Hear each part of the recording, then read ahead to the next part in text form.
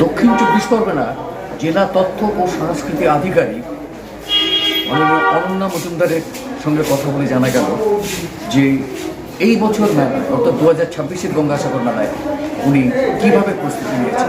আপনারা শুনুন অনন্যা মজুমদার, অর্থাৎ আমাদের অনারেবল ডিআইসিও অনন্যা মজুমদার, দক্ষিণ চব্বিশ পরগনা জেলা তথ্য সংস্কৃতি আধিকারিক। শুনুন দাদা কী বলছেন, কীভাবে তাদের প্রিপারেশন, প্রচুর খাটুনি তাদের স্কুল তার মধ্যেও তারা কীভাবে কাজ করে যাচ্ছেন এত বছর ধরে এবং কী অবস্থাটা হচ্ছে, কীভাবে কাজ করতে হচ্ছে প্রতিটা পয়েন্টে তিনি বলেছেন। আপনারা শুনুন, আশা করছি ভালো লাগবে ওনার বক্তব্য। শুনুন। আমাদের 4টে পয়েন্টে টোটাল 70 জনেরও বেশি স্টাফ থাকছে। 4টে পয়েন্ট না, আরো বেশি পয়েন্ট।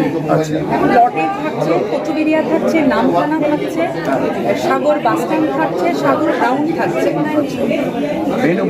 চিমাগুড়ি বেনুবন থাকছে।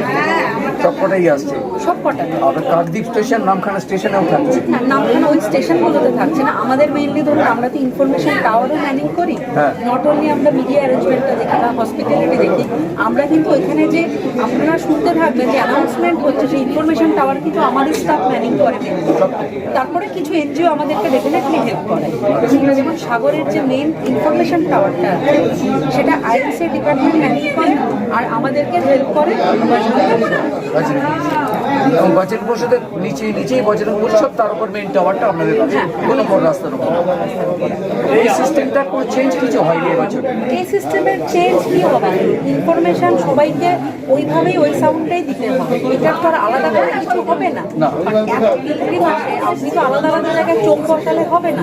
ওটা হচ্ছে মাস্টার সাউন্ড সিস্টেমটা, ওটা একই থাকছে। হ্যাঁ, স্টাফ প্রত্যেক বছর চেঞ্জ হয়, অনেকেই রিটায়ারমেন্টে চলে গেছে, অনেকেই ম্যানিং আমাদের ডিপার্টমেন্ট মেনলি হচ্ছে। কিন্তু আস্তে আস্তে সমুদ্র যেভাবে খেয়ে আসছে, সেটা একটা কথা বলেছে, সমুদ্র খেয়ে আসে, এটা তো ন্যাচারাল। আয়তন তো কমে আসছে গ্রাউন্ড, মেলা গ্রাউন্ডে। তাও তো প্রশাসন চেষ্টা করে যে ওই কম আয়তনের মধ্যে যতজনকে অ্যাকোমোডেট করা যায়।